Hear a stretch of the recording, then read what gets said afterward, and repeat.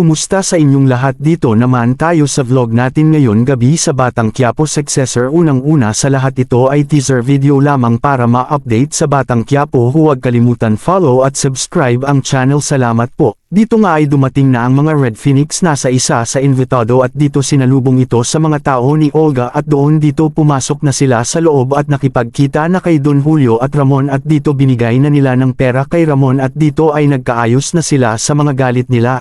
Dito ay kailangan ng backup sa operation nila. Lumapit si Bubbles at sinabi na huwag ninyo balakin pa ang gusto nyo dahil ang kaibigan nyo nakasalalay. Dito ay pumunta na sila sa location si Regger at Mondo. Ito si David ay nagbihis at dito nahulog pa ang id nito sa creek. Kakaibang tanggol ang makita nila.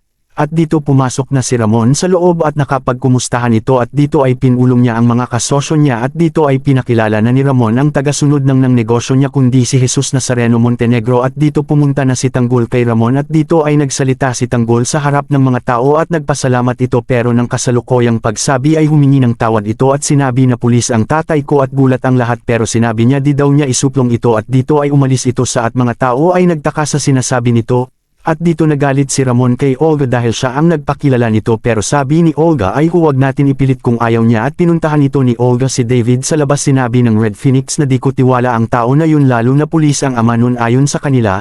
Dito ay nagkaroon ng kunting briefing sa mga tao kung saan sila papasok at ayon umalis na agad sila. Ito si Dolfo ay natatakot sa ginawa ito dahil sa pagpatay pero walang magawa dahil sa kaibigan nito hawak ni Chief Espinas nito.